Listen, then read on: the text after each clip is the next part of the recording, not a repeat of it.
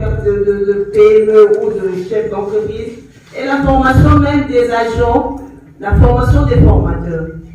Alors, qui dit incubateur aussi, nous allons penser au coaching, au mentorat.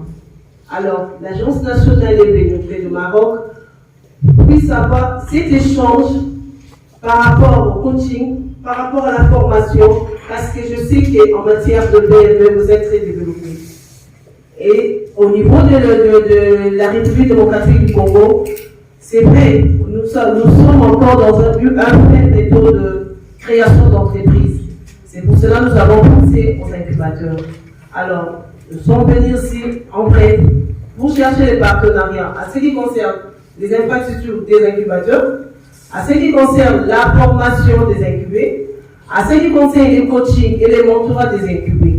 En bref, c'est que l'ANADEC est venue chercher. Merci, monsieur le président. Vous aurez remarqué que sur la question des incubateurs, c'est dans différents axes. Premièrement, c'est la formation. Deuxièmement, c'est un partenariat privé et public. Parce qu'en fait, c'est une structure publique qui a besoin de l'expertise du privé. Comment les PME ont été développées, quel a été le standard, et est-ce qu'il peut y avoir ce partenariat avec le secteur public. Mais les incubateurs, ce n'est pas seulement sur les questions de développement des PME, c'est des incubateurs financiers aussi.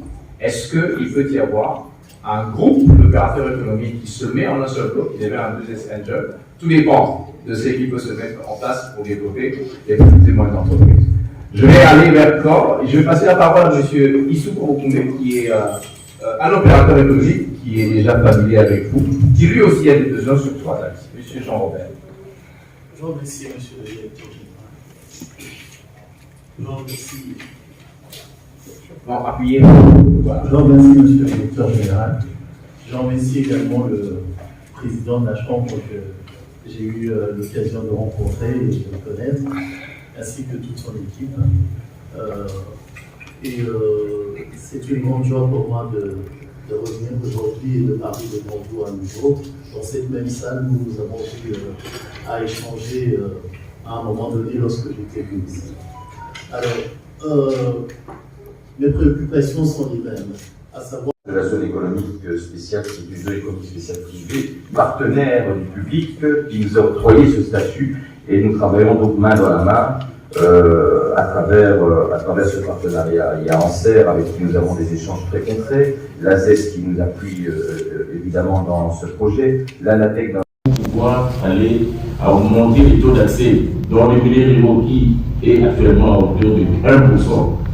Donc, les DG tout à l'heure l'a dit, d'ici 2030, on a l'ambition de booster à 30%. Vous voyez les gaps qu'il y a pour pouvoir aller à terme cet objectif. Donc, on a vraiment besoin de votre expertise pour pouvoir nous aider à pouvoir booster ces taux d'accès à l'électricité. Et aussi,